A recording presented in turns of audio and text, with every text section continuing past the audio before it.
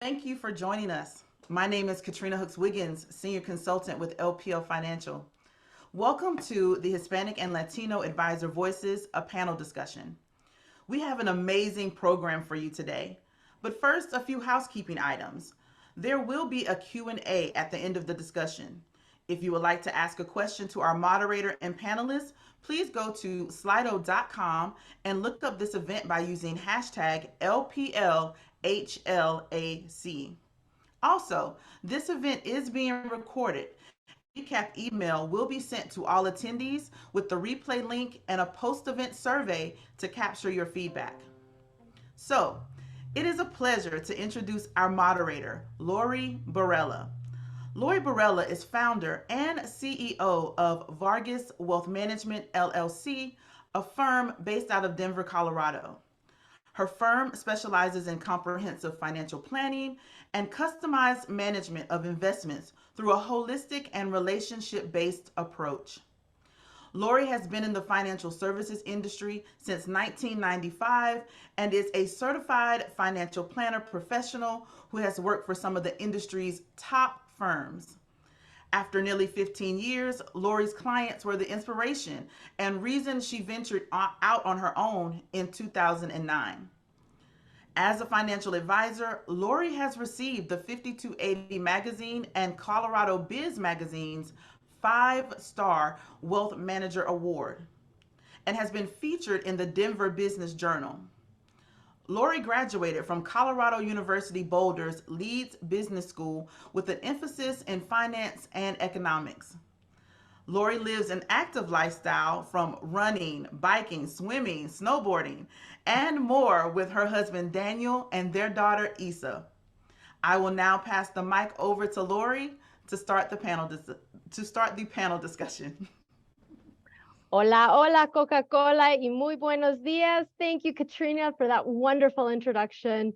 Good morning, everyone. I am so excited and honored to be here this morning hosting this incredible panel. We are going to have a great discussion, have lots of topics. So let's get started right away and meet the panel. John, please share with us who you are and what you focus on in your practice. Yeah. First of all, thank you to Lori, Katrina, and LPL for putting this event together. My name is John Davila, Wealth Advisor, TWG Wealth Planning. We are located in Naperville, Illinois, which is about 45 minutes outside of Chicago. We also have an office in Peoria, Illinois, which is about 2.5 hours in central Illinois. We're a comprehensive financial planning and wealth management firm. We're a 12-member team. We have 7 licensed members and 5 non-licensed members. This is my 22nd year in the industry. After spending about 7.5 years in professional sports, I'm married to my beautiful wife, Rebecca, who also works for the firm and works very closely with marketing solutions. We have 2 children, Mateo, who's 8, and Isabella, who's 6, who keep us very active. Very good. Thank you, John. Buenos dias, Luz. How about Buenos you? dias. Thank you so much for doing this. Thank you to LPL and Katrina as well. SCO Buffs. My son Matthew is in studying math at Boulder, so we love the school, and he does too.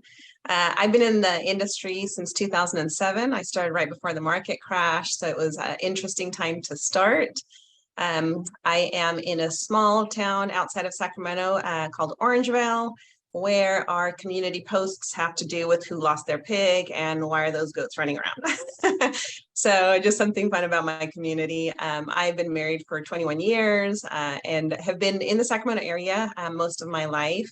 I did live in Mexico for a year, and so the way that I run my practice is, so I'm a solo advisor in my office. I have 2 assistants.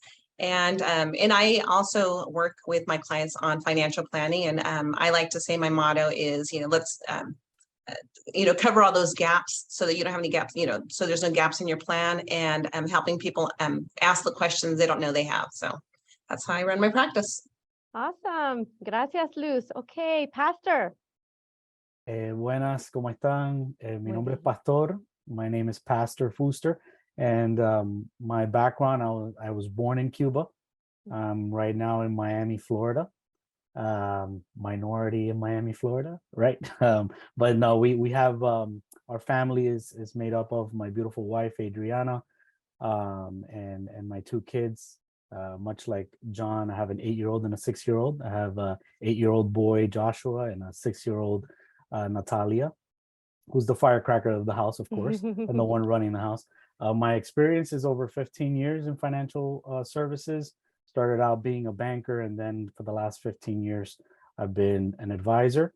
Opened up independently with LPL, going to be 6 years now.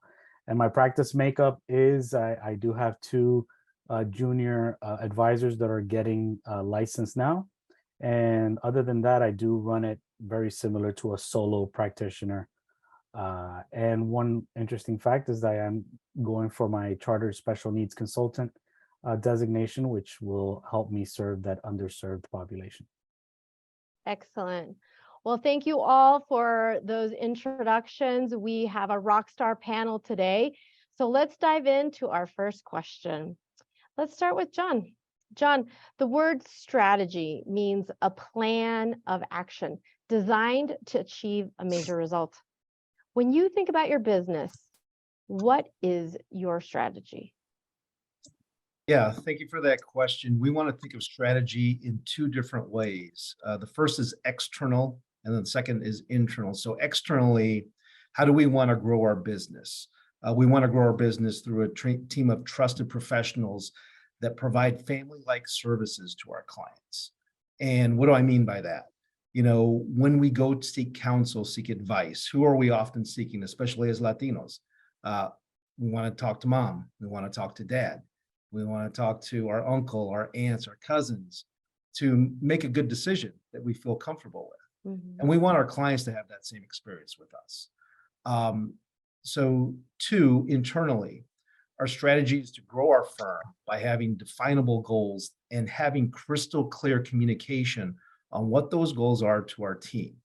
And this helps because it gets everybody on the same page. We're all working towards the same goal. For us, it's to get to $1 billion of AUM by December 31st of 2027. So we need to have the processes, the organization, the team members, and the professionals in a position to succeed. And we, as leaders of the organization, need to make sure that we have the right people and we trust them to do the right job for us. Excellent, John. That makes a lot of sense to me, to have external and internal strategy. Wonderful. Okay, let's go to Luz. What do you think? What is your strategy? I think the strategy has to be, having a game plan in place where it's not opposing teams. It's not me, against the clients. You're working together. So like a team, you have to be a team in order to do that. Mm-hmm. And I do like to also include, if I'm working with an elderly couple or a widow, having their adult children also included in that, because they're going to know their parents better than I do. And so to be able to have, like John said, the family involved in that so that you're making the best decisions that you can for your client. I don't want to be looking in hindsight saying I should have done something different. And so in order to do that, you have to have a strategy in place, and it may look similar or general as you look at your clients in general, but then having those specific things for the clients that you want to make sure that you touch on to make things better for them. Yeah, that makes a lot of sense. Okay, Pastor. Yeah, so obviously the saying, right? Hope is not a strategy. Mm-hmm. So the strategy that we use is financial planning comes first. But even before we start, we like our business to be very personalized, and not just in the financial planning or investments or whatever the case may be. It's actually more about the person. So I actually ask questions like, what sports do you like? I've been getting a lot of people that like to play pickleball, for example, lately, or I've been playing a lot of tennis, golf, etc. And it's just those things really connect you on a different level.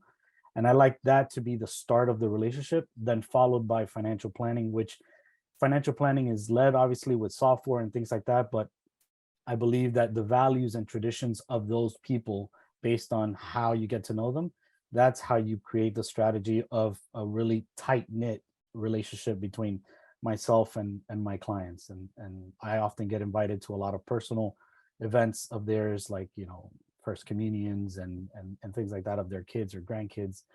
And I think that we value that as a strategy. It just comes innate to us, actually. I love that the three of you have this interwoven that a part of our Latino community is relationship, and that starting your strategy begins with those relationships and really understanding that. Okay, let's go to the next question. Let's go to Luz. Luz, talk to the audience about how you define your ideal client and how do you approach acquiring new clients for your business? So I would say I have two ideal clients. I have several clients who are in their 30s, early 40s, who are high income earners, and they're very focused on wanting to retire early. So it's always nice to have that client come in who's saying, this is what I want to do. And so you don't have to try to sell them on anything. They already know that they want to do, something so that they can retire early. And so it's already that relationship where they're like, okay, we're like getting started on doing that. And then I would say the second one would be somebody who's in their 50s-ish, somebody who knows, I mean, they don't have to be in their 50s, but that's usually the age group that I see, that when people come in, they're coming in already knowing that they need some help. They don't know what to do. They don't know how to do it.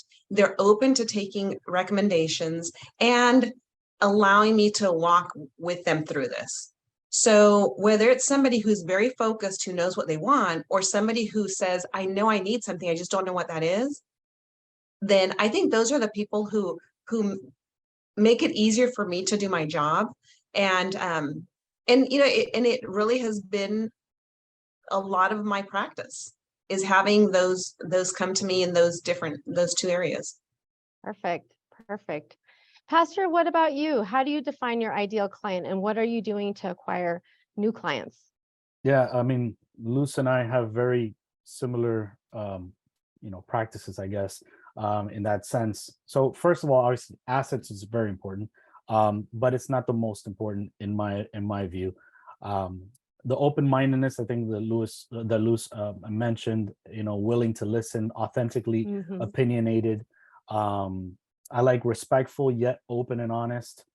I like the fact that my clients know that I'm not a yes man, and I don't expect them to be either. I like that dialogue of what's working and what's not working.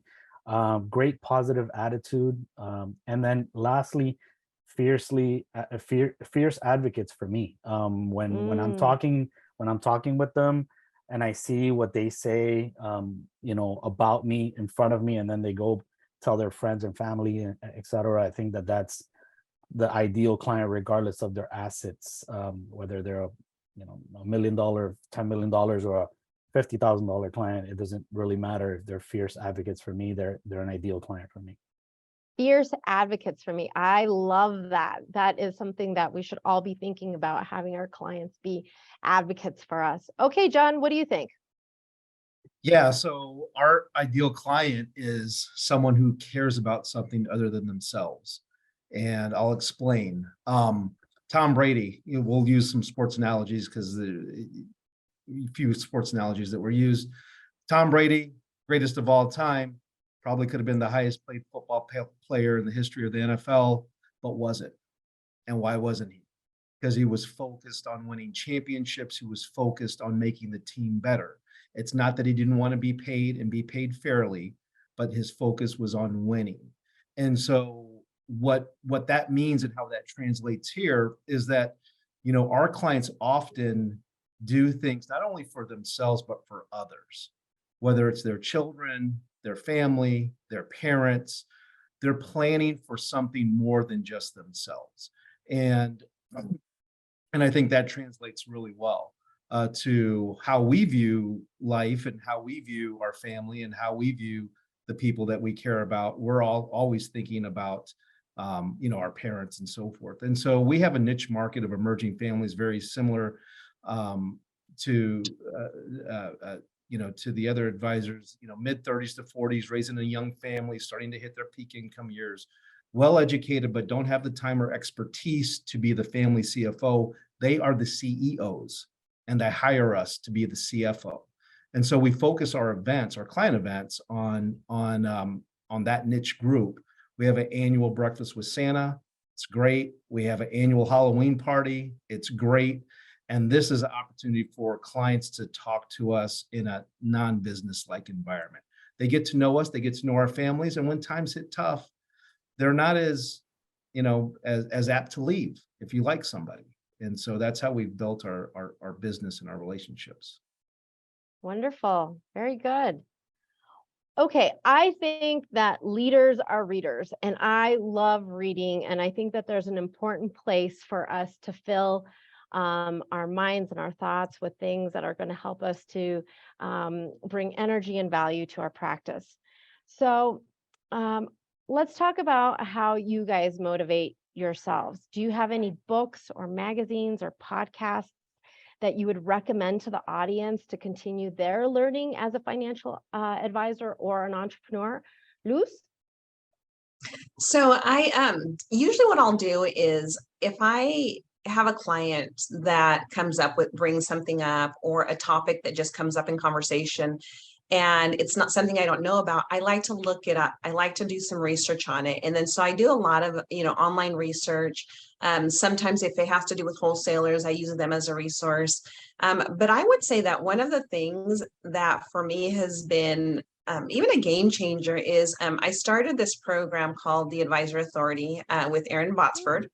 She was an LPL advisor for many years and she sold her practice, very, very successful.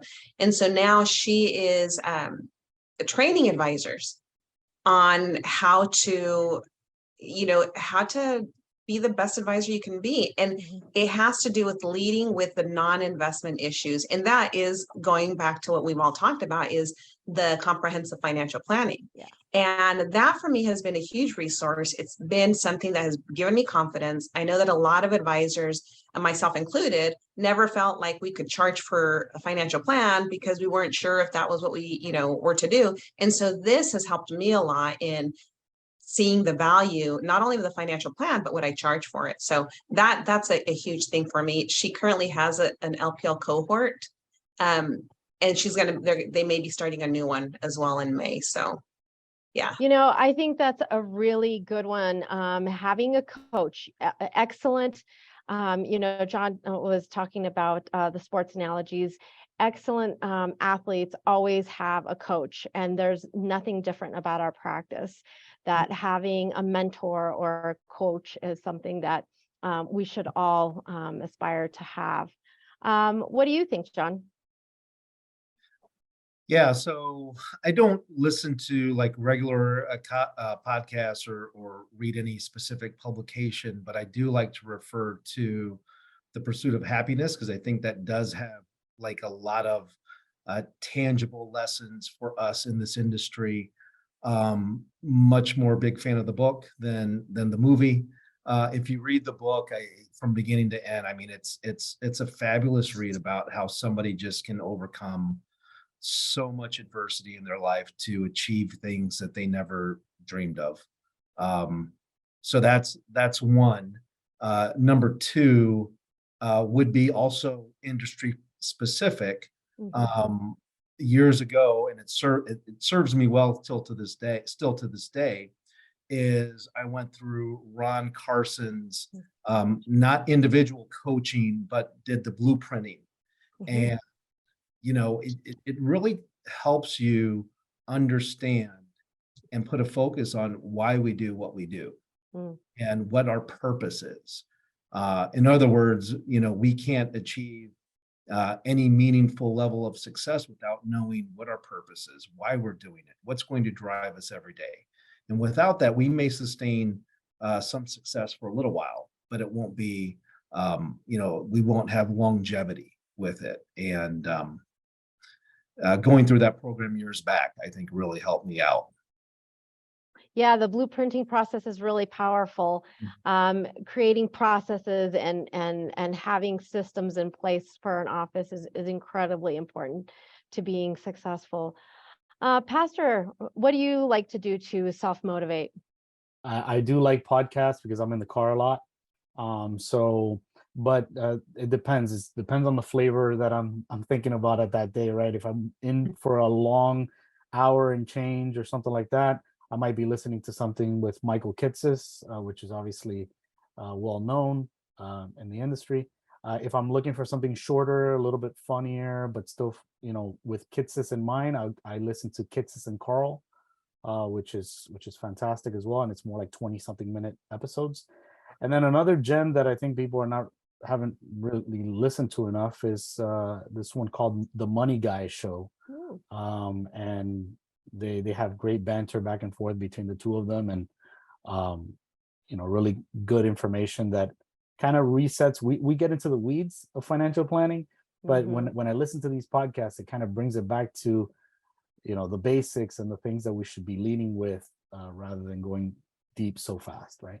So. Oh, I love that. And I think it's interesting that your practices are all different, and the things that you do to kind of charge your battery are different. So I have to check out those podcasts.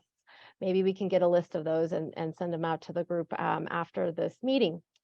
All right. Well, I think that one of the amazing and wonderful things about working with LPL as our partner is that we have the ability to run a business. And as business owners, the daily operations is something that is so important to being successful. So my next question is, how do you handle managing the daily operations of your business, and what role does technology play? Let's go to John. Yeah, we've had some amazing growth since 2018. We have been involved in 4 different acquisitions. So we had to recognize pretty early that operations needed to be really spot on, and it took us a while. It's part of growing pains. But we were lucky enough to be able to bring on Heather Corley, who's been amazing.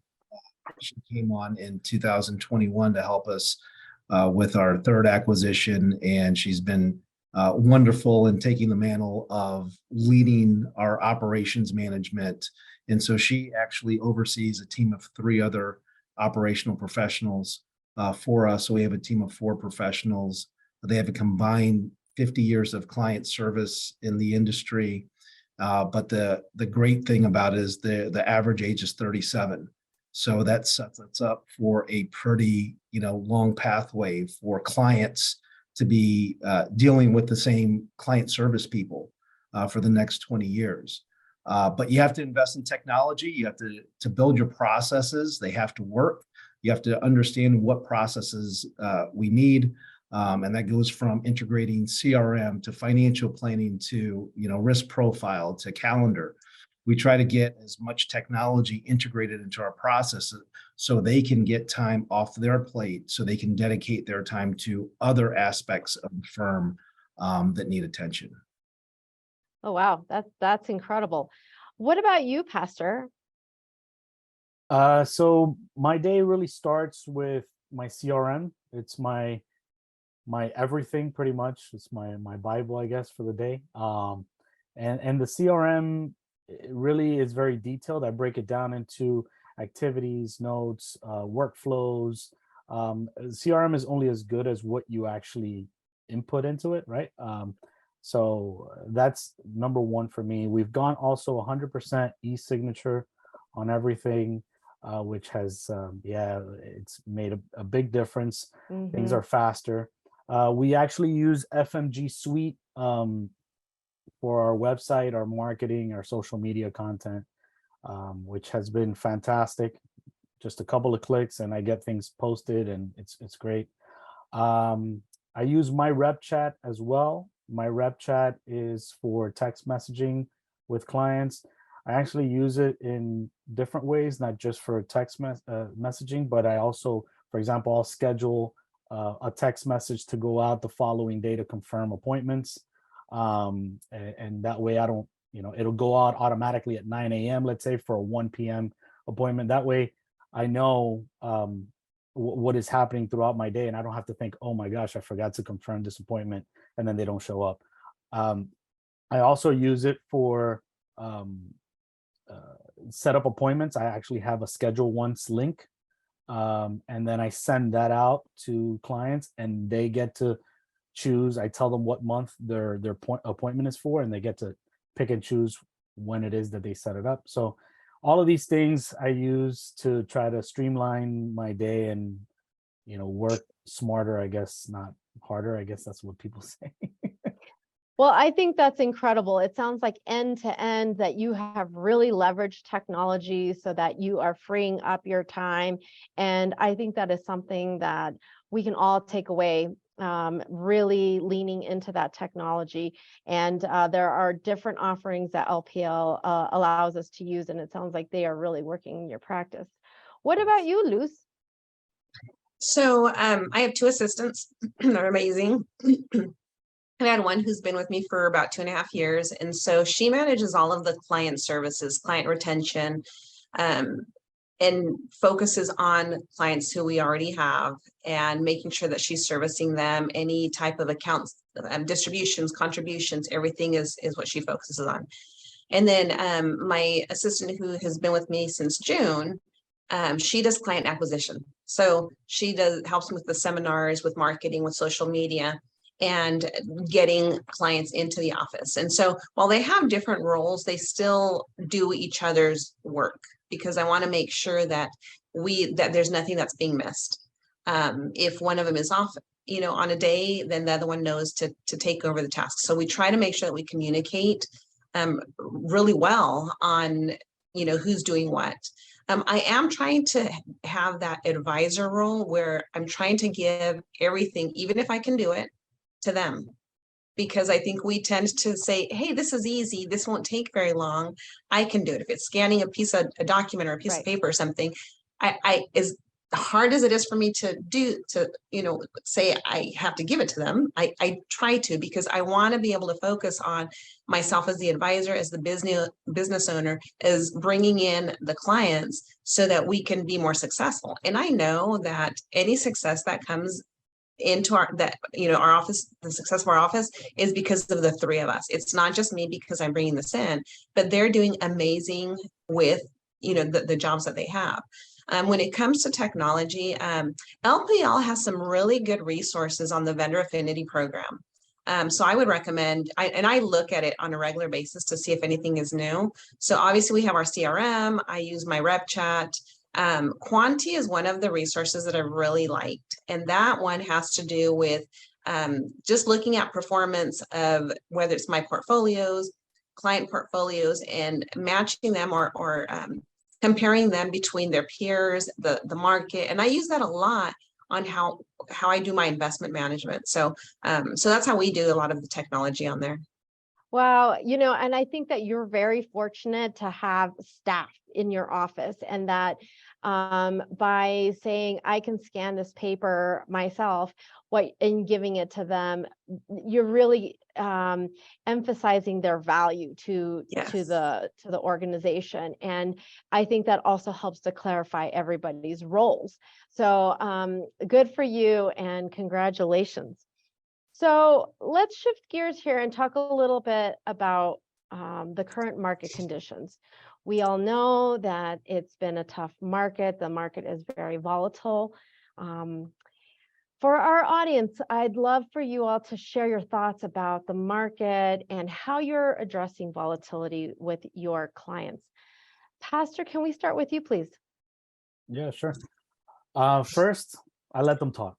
Whenever I'm talking to a client, if I call them and obviously we get a little personal for a couple of minutes, and then we say, okay, let me dive into this. What are your thoughts? I want to get all of that out of them first. And then empathize with what they're feeling, validate it, and then don't just shut it down or anything like that. I let it marinate while I'm having the conversation, not dismissing it, but not also accepting it as truth. That's one thing that I do. Then the next thing I do is I really tell them that I've been doing this for almost 2 decades. I don't remember one single year or one single month where I felt there was certainty. There's always uncertainty and there's always volatility, and that's normal. And then when all else fails, we have to revert back to our financial plan's probability of success.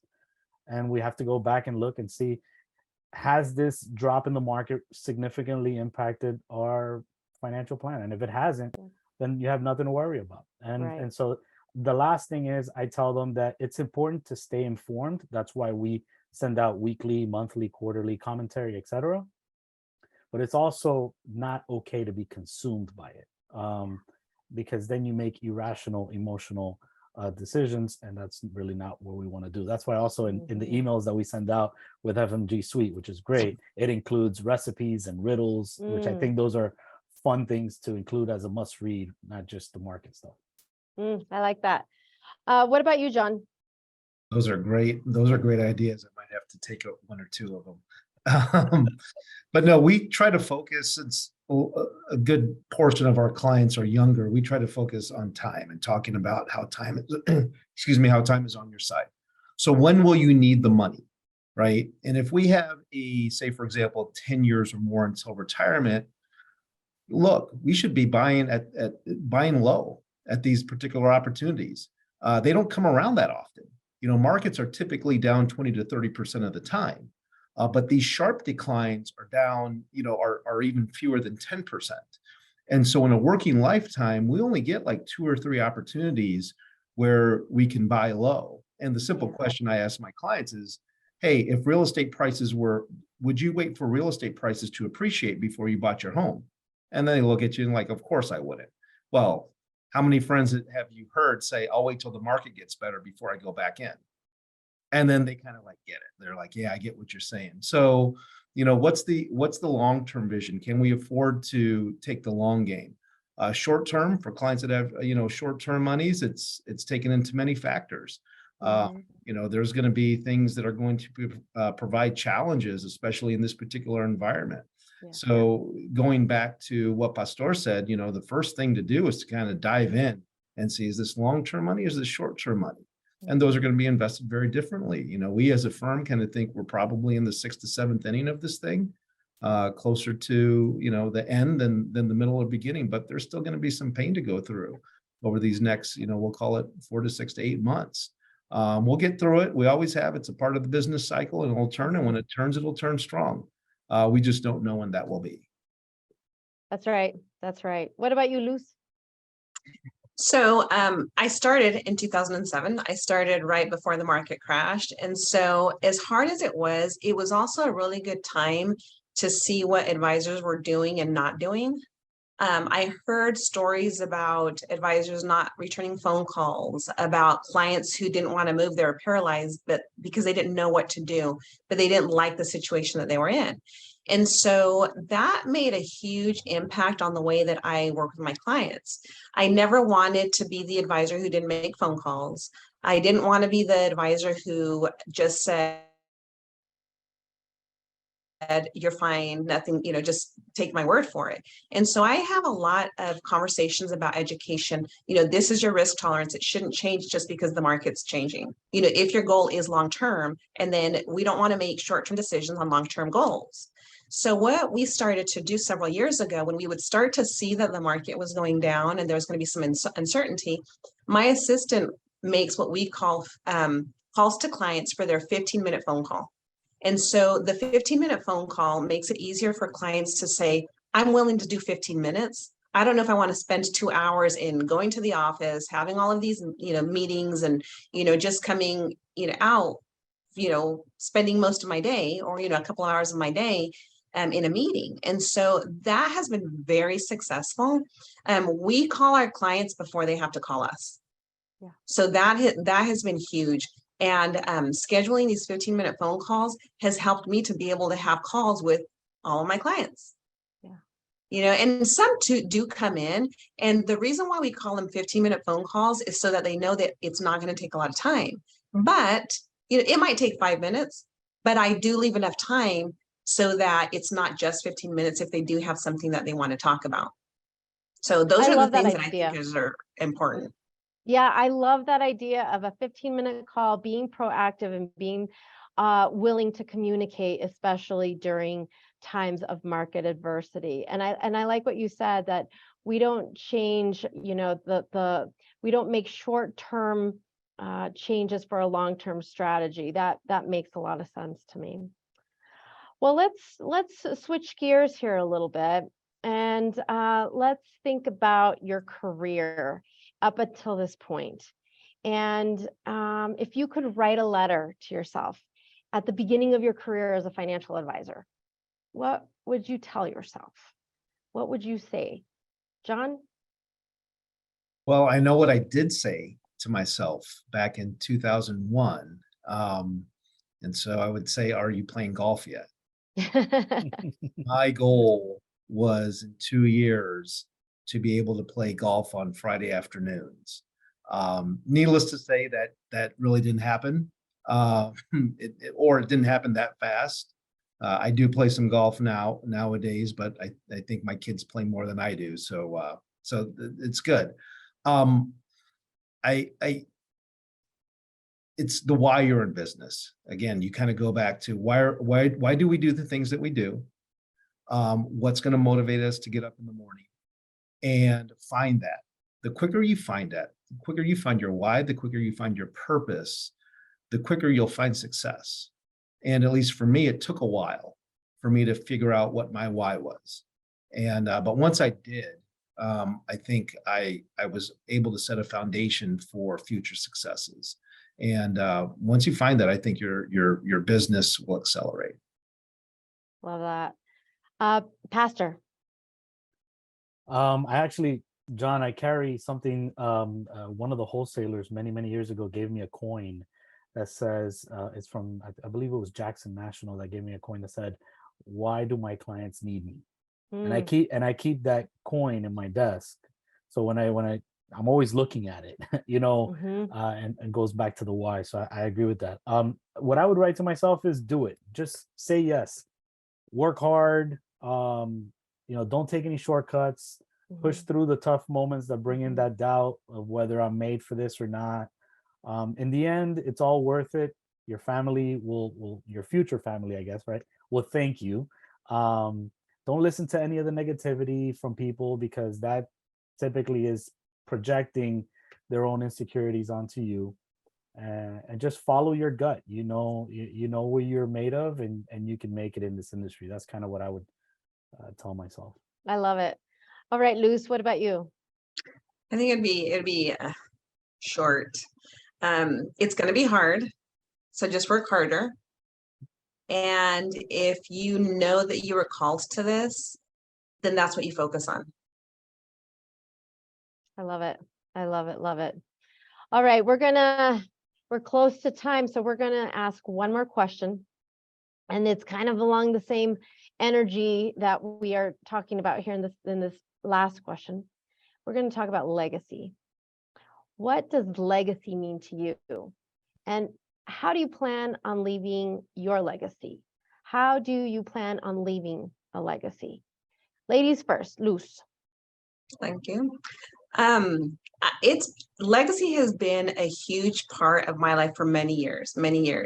I know, because I am fortunate to have had praying grandmothers. Their legacy of, you know, prayer and everything.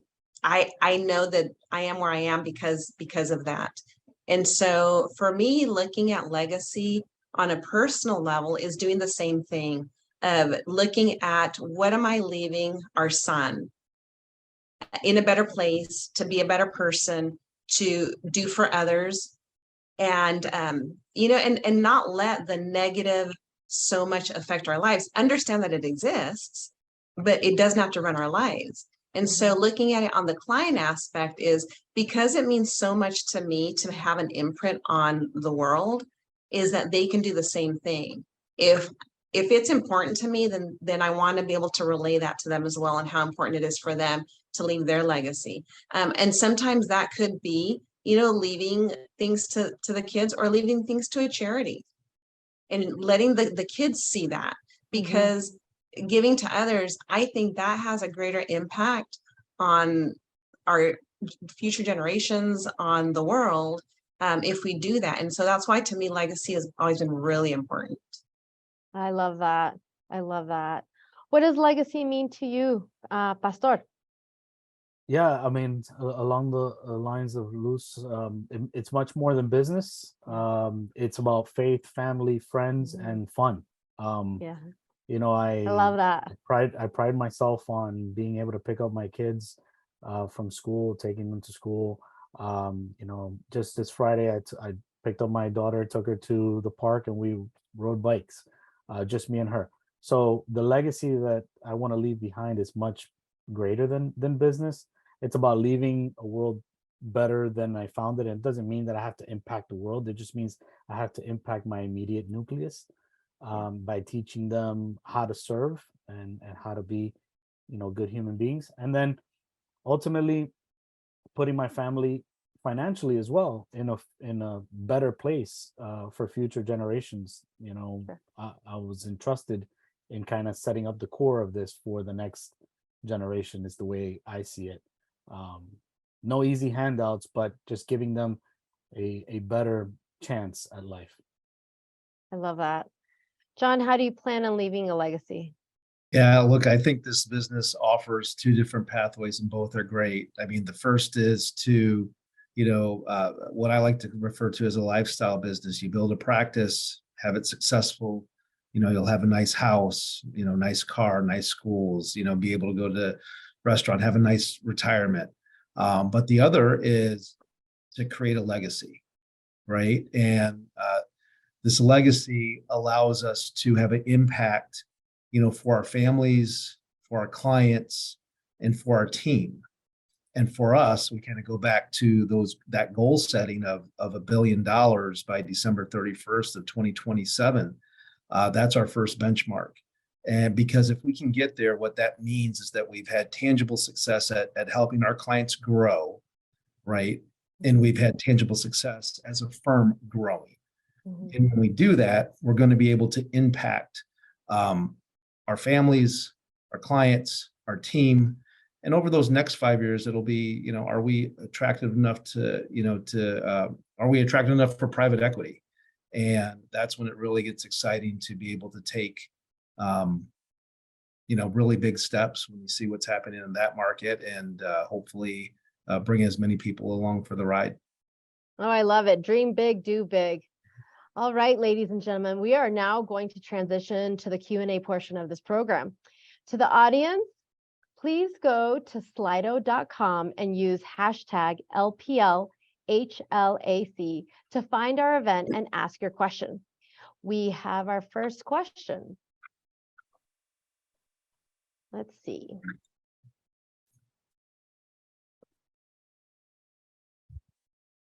One second.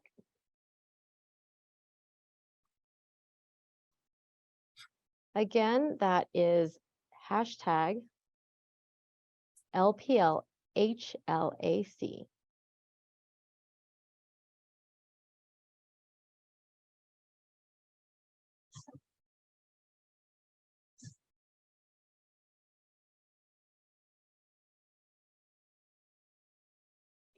Okay, we have our first question. How do you use social media in your practice? How about Pastor? Well, for me, it's actually a way to put out information to interact with people. So whenever I get a like, I'll send someone a message and say, hey, thank you for interacting with me. If you have any questions, always feel free to contact us. So that's kind of the way I've been using it. It's very informal, and it allows me to gather more followers by posting. I try to also post things that are not financially related as well to get that engagement and to change the algorithms.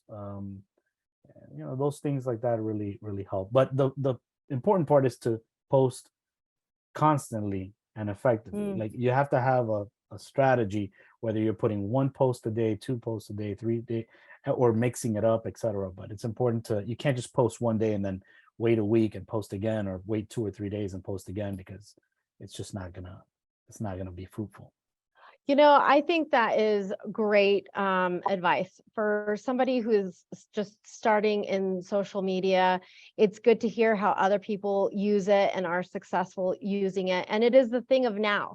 It is how we market today. Oh, I'm sorry. And Uh, I gradually started using LPL's marketing system first, which is free. oh, excellent. So I was able to That's use good that to one first. know. Cool. Okay, for advisors on the panel that have a niche clientele, how did you go about discovering it? And what do you do to make sure that you take care of those specific clients? Luz. So I I do a lot in the senior industry. I started going to these collaboratives called the older adult collaboratives. I don't know where else they would have them, but if there isn't one in your area, create one. So there is a strong community of senior professionals. So it's the in-home care agencies, the assisted living communities, the hospice agencies, a ton of different resources. And we meet on a regular basis.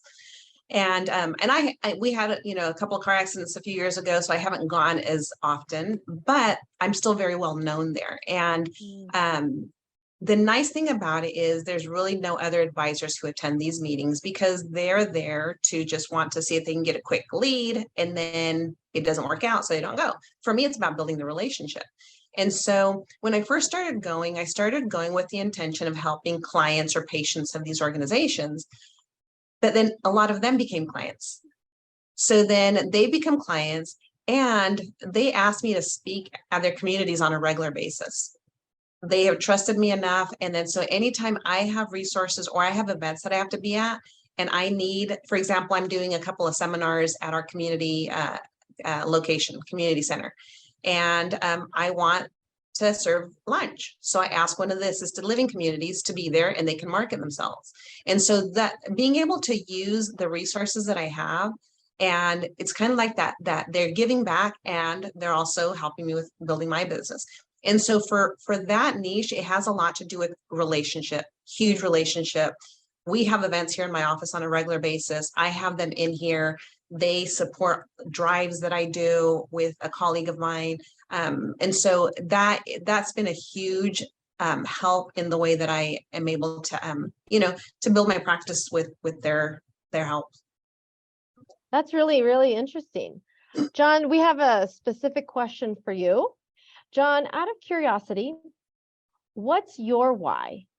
And we can take a turn and have Luz and Pastor answer this question as well. If you can think about what is your why?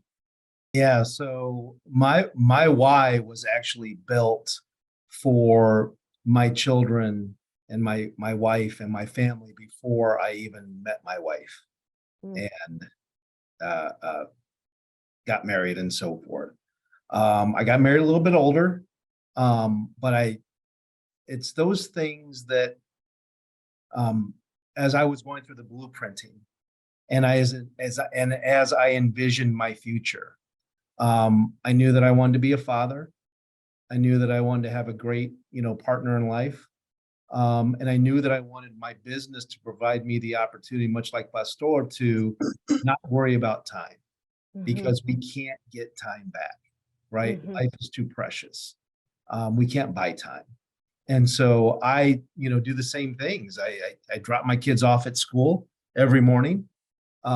Here later on this afternoon, I'll leave work early and we'll go to a golf lesson, and once it's gone forever. Yeah. We don't have that. Right. And so again, kind of going through the blueprinting process, I really said, what type of, I didn't know it was my wife, but what type of person do I want in my life? What do I want my life to consist of? And so that was my why. Now it's kind of going back to the legacy, trying to build up the business as much as I can, not only for my family, but for my clients and for my team. Oh, I love that. I'm going to move on to the next question from Alan Romero, who's asked about marketing. So I've noticed our community doesn't seem to be as enthusiastic about investing as their non-Latino peers. What are you doing to reach the Latino community? Pastor? Education. I think asking, maybe even having a seminar or something related to answering a question. If you've been hearing a question constantly in your community, people are in a barbecue and talking about, so what's going to happen with the market? I mean, are we going into a recession? Something as simple as that. If you just big question mark, are we going into a recession? Come in and have a presentation, and then you're educating them. I think the reason why us Hispanics, I'm a Cuban born, so when I think about our situation as Latinos, is basically we don't know the rules to the game, so we don't want to engage. And so by learning the rules of the game and understanding how this works, then we're better equipped to be able to tackle these things instead of just being fearful because we don't know anything about it. So education. I love that. Yeah, I can't agree with you more. I think underscoring that a million times, because it really truly is. And I think that when you have a Latino in the community who is a very good saver and they just don't know how to start, having somebody trusted from our community gives them the confidence to ask questions that they would not normally even know how to formulate. So I love that. And, we do have resources in Spanish on the Resource Center. And maybe as a follow-up in this meeting, we can send out the location on the Resource Center to access some of the materials that have been approved by compliance in Spanish. Now, Luz, you talked a little bit about Quanti. How do you use it? And does anybody else use this research tool? I love it. I would say it's probably the software that I use the most of the software. So basically what you do is you can put in lots of different, you can create different folders. Like I have folders that have client portfolios. I have proposed portfolios. I have some LPL portfolios, so I have different funds, single funds. So what I do is I go into it. If I'm going to create my own portfolio, I want to get the best of the best. And so what I do is I create the portfolio based off of the funds. So when you input the information, you input the percentages that you're going to have to create that portfolio, and then you save that. And then what I do is I compare it to either their current portfolio, if I'm doing a proposed, or the market. You do that, and then it creates a PDF. The PDF gives all the information, but one thing that I really like is I like to make sure that my funds are outperforming the market as well as outperforming their peers. And so another thing that's important for me is when I'm talking to a client about risk tolerance, I like to ask, what's going to make your stomach hurt? Because that, I think, is really what determines somebody's real risk tolerance versus how much do you want to make? Because when the market's good, then it's easy to say, oh, I want to make a lot of money. But then do you know that you could potentially lose a lot more if you do that? So then when I look at the report, it shows if my portfolios are outperforming. And then it also shows compared to different downturns in the market, how it's done compared to the market or its peers. And so most of the time, the portfolios that I create are outperforming when the market is doing well as when the market's down. So I can show my clients a report saying your portfolio is outperforming, and then when the market's down, it's not down as much as the market is. So wow. That's a huge resource that I highly recommend for people to consider. I'm totally going to check that out. I think that sounds like a tool that we could all take advantage of. Panelists, thank you so much for your energy, your advice, your counsel, your words of wisdom that you've shared with us today. Sadly, we are approaching the end of our time together. Audience, make sure that you keep your email open. We're going to be sending you a follow-up with a replay link and a survey regarding our event today. But before we wrap up, I would love to ask our panelists to share some powerful last words with the audience. What is one thing that you hope that the audience takes away from our conversation? How about John? Let's start with you. Yeah, I'll say it again, know your why. Take some time to develop what you want your future to be, what your vision is. And that includes what is it, what do you want it to be, how will you get there? More importantly, who do you want it to be with? So, and going through blueprinting, you had Ron Carson said, live your life by design, not by default. And, it's basically living your life through intention and not by accident. So thank you so much for this time. I enjoyed it, had a blast, and make 2023 the best year ever. Gracias, John. What about you, Luz? I would say do what you can with the resources that you have. Amen. Don't live regretting that you did something or you didn't do something right, because you don't want to get stuck there. You don't want to stay in that place of, oh, if I should have done something.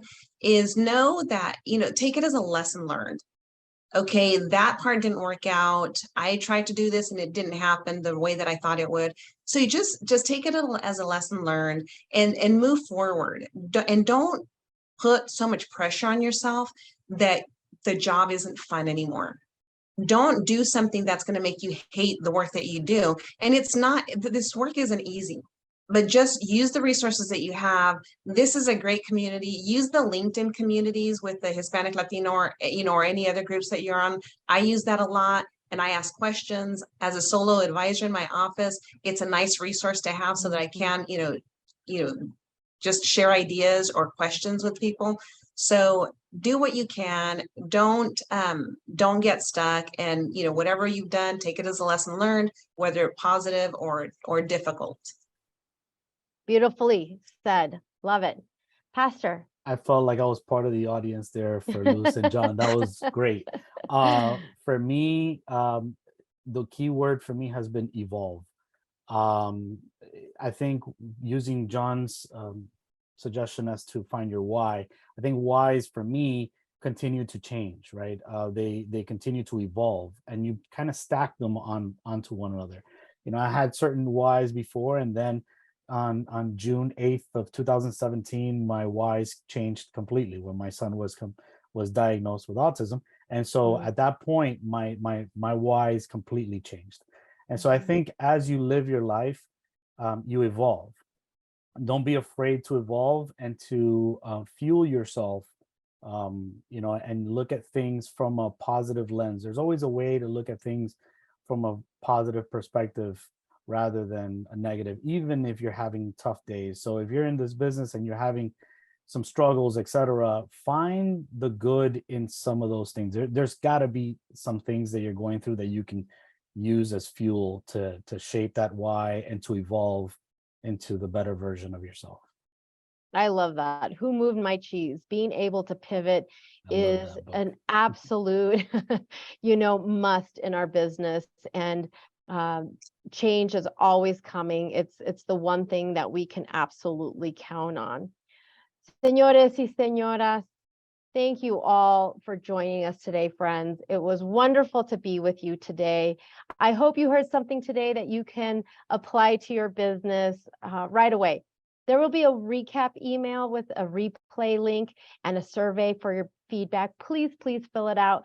Let us know what you think, what you'd like to see more of, what you want to learn and hear about, and stay tuned for upcoming events in 2023. We wish you all the best in this year. Thank you for joining us today, and have a wonderful day. Gracias y adiós. Thank you.